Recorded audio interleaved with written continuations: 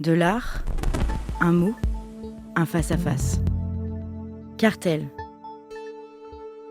Les grands artistes ont bien souvent des petits secrets qui nous éclairent sur la façon de voir leurs œuvres. Aujourd'hui, on découvre ce qui se cache derrière les monochromes de Kazimir Malevich. En 2015, en Russie, on a procédé à une nouvelle analyse au rayon X Jean-Charles Verne. du carré noir de Malevich. C'est la galerie Tretiakov où est conservée l'œuvre qui a fait cette analyse au rayon X. Et cette analyse a révélé, donc en 2015, donc c'est très récent, que le carré noir, on savait qu'il recouvrait déjà une peinture, qu'il y avait une autre peinture en dessous, qui n'était pas une peinture abstraite. Et là, on s'aperçoit au moment de cette nouvelle analyse en 2015 que le carré noir recouvre non pas une peinture, mais deux peintures successives. Alors, la première peinture, on peut peut-être le préciser, c'était une composition cubo-futuriste, donc un mélange de cubisme et de futurisme. Et la deuxième peinture qu'on découvre à ce moment-là, c'est une composition proto-suprématiste. Alors proto-suprématiste, c'est un terme un peu technique, mais qui veut dire Malevich va fonder le mouvement suprématiste, et sous le carré noir, il y a un premier essai de composition suprématiste, c'est proto, donc c'est juste avant, comme la proto-histoire ou la préhistoire. Donc on a d'abord une peinture cubiste futuriste, puis ensuite un nouvel essai qui va pratiquement commencer à amener les bases du suprématisme, et ensuite il recouvre tout ça avec un carré noir. Mais c'est pas tout. Parce que lorsqu'on a fait cette analyse au rayon X sous le carré noir de Malevich, on a trouvé une inscription au crayon, écrite de la main de Malevich sous le carré, en russe évidemment, et la traduction de cette inscription, alors là, c'est une déflagration. C'est la suivante: des nègres se battant dans une cave. Et là, on a la preuve que Malevich avait vu les monochromes d'Alphonse Allais.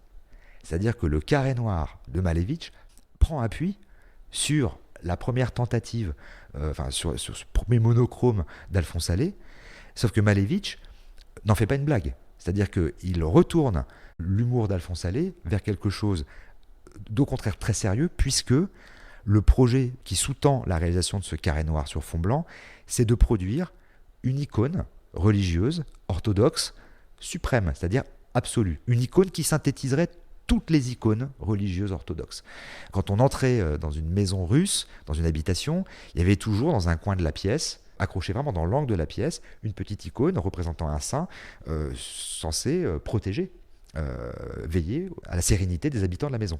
Malevich, qui était plus qu'un croyant, un mystique, avait donc ce projet de créer, de conceptualiser l'icône suprême, et l'aboutissement de cette conceptualisation, c'est un carré noir, parce que c'est une forme parfaite, avec une non-couleur, qui est donc aussi parfaite, posée sur un fond blanc, carré lui aussi, donc une deuxième non-couleur, la deuxième non-couleur parfaite, dans une deuxième forme parfaite.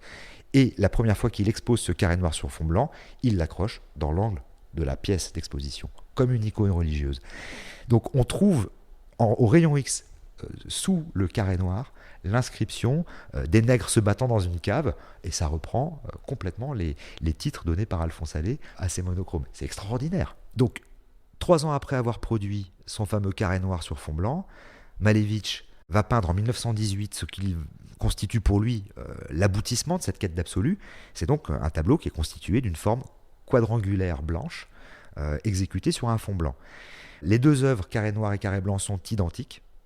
Elles font très exactement 78,7 par 78,7 cm. Donc on a vraiment cette idée de progression vers une finalité, qui serait donc la pensée suprématiste dont il est le théoricien.